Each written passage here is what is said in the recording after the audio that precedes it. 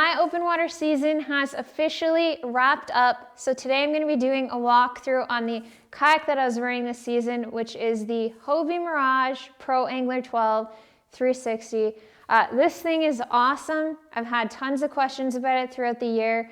So in this video, I'm going to go over the features and why I think this kayak makes an awesome fishing platform.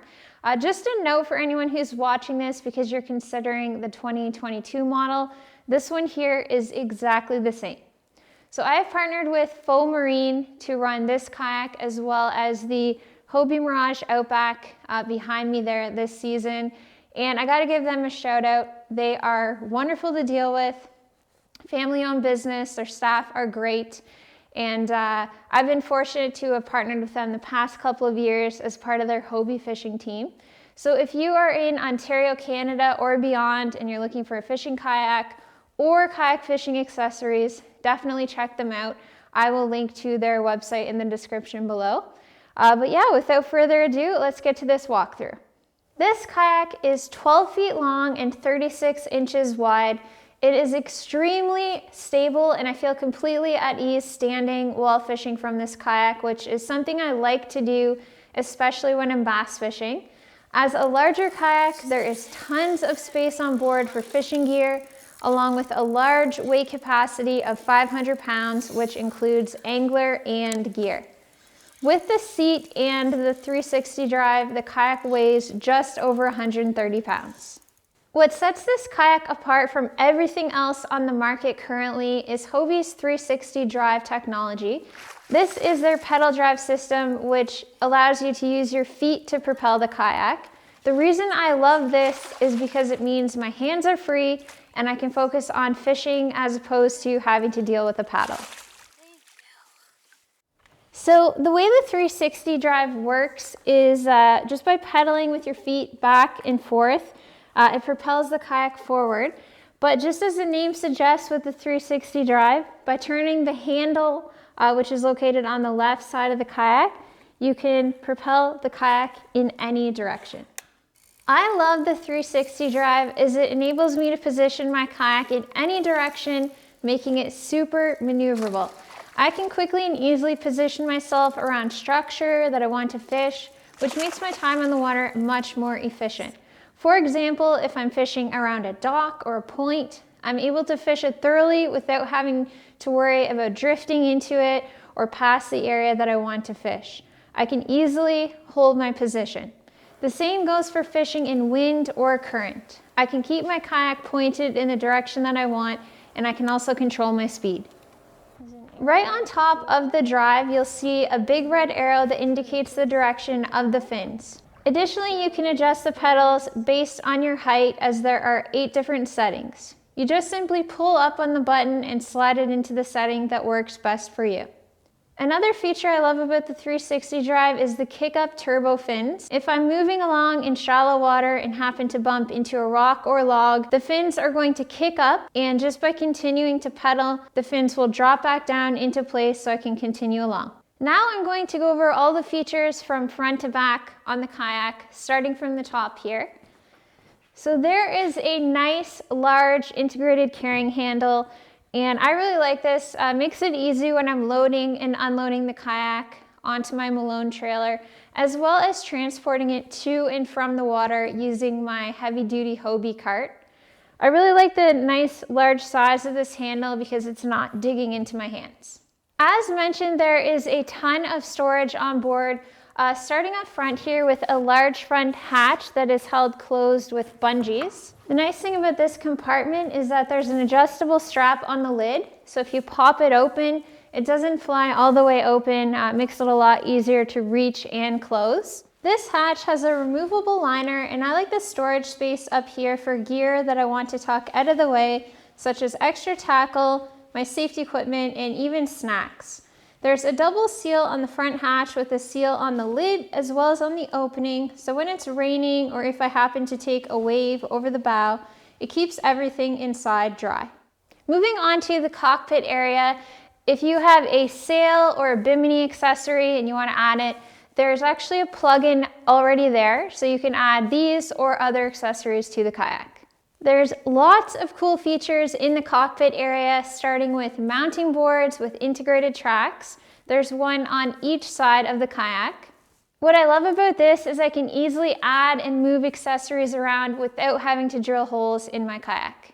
These boards also include integrated storage for tools. There is integrated horizontal rod storage for up to 4 rods, and these tubes run up into the bow. I really like this feature in being able to store my rods out of the way. There is an H-rail system running along each side of the cockpit, which is handy as it provides another option for mounting accessories. This is where I mount my fish finder and Garmin LiveScope. This kayak comes with a pair of rod racks, so if you're using the rod tubes, it's nice for keeping the butt ends of the rods organized and secure. Also included with the kayak is a cup holder that mounts on the H-rail as well. There are 4 pulleys in the cockpit area. On the left side, you've got one that is used to stow and deploy the skeg. There's also one that controls the kickstand, which is used to adjust the height of the seat. On the right-hand side, there's a pulley to stow and deploy the rudder. And finally, there's one used to raise and lower the Guardian retractable transducer shield, which I will talk more about later in the video. There are 2 foam grip pads on the floor here, which helps to provide extra traction, and I find it nice and comfy when I'm fishing barefoot. In the center of the cockpit is where the 360 drive plugs in, and it is really easy to insert and remove the drive. In front of the seat, there is a rectangular, watertight twist and seal hatch, which includes tackle management trays. There's also a rubber mesh pocket in there. This is nice as sometimes I don't want to be digging through tackle bags and there's items that I want to have quick access to. There are also rubber mesh pockets on either side of the seat. These are handy for throwing items in there, and the rubber is nice as hooks don't get caught. I spend long days on the water, often 10 hours or more, so comfortable seat is crucial. I really like the Vantage seat and how adjustable it is. You can adjust the bottom and seat back of the chair by twisting the armrests as indicated. There's also a tensioner on the back, which is used to adjust the lumbar support. The height of the seat is adjustable using the kickstand, and it can be put into a high or a low position. The rudder steering can be controlled with either hand, as there's a steering handle on each side of the seat, with the 360 steering located on the left side. You can also easily adjust the tension of the rudder using this tension knob located on the left. Fish finder installation is very easy on this kayak. I will link below to my Garmin fish finder installation video. What's nice is that underneath the seat, there is a scupper that runs down to the Guardian retractable transducer shield.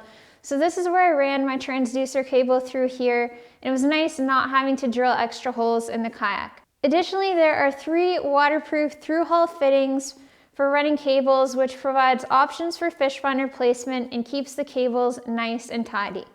Underneath the seat, there's also some additional storage for tackle trays or other items. There's also a strap to fasten everything down. As mentioned, I'm running a Garmin fish finder, which has side view, and I love that the Guardian retractable transducer shield keeps my transducer safe. As the name suggests, this transducer shield is retractable, so I can lower it when I'm on the water and raise it for storage when I'm off the water or when I beach my kayak. Having the ability to lower the Guardian means that my side imaging transducer gets an unobstructed view. Behind the seat on either side, there are 2 built-in flush mount rod holders. This is handy for storing a net, or sometimes I have a couple of presentations in rotation, so it gives me quick access to additional rods. These rod holders also have little rubber covers so that you can keep them sealed off when they're not in use. This kayak also comes with an extra long 2-piece paddle. This is handy when I'm launching or beaching the kayak and I have the drive out. The paddle also comes with this T-handle, which makes it nice for quick strokes. There's a built-in holder back here to keep the paddle in place when it's not being used. There's additional storage space here behind the seat, and I like to use this area for tackle bags, tackle trays, etc. It's nice having the bungee here to secure everything in place, and there's also a twist and seal hatch at the rear of the kayak, which I haven't personally used, but it's nice to have that extra storage space. Moving along to the very back of the kayak, so I've got a Hobie power pole mounting bracket on here because I'm running a power pole micro anchor on my kayak. Just wanted to mention that because underneath this bracket there is a plate that you can use to access the rudder controls. And then here at the very back of the kayak there is another large carrying handle. So this kayak has a skeg which helps it track better when you're traveling in a straight line.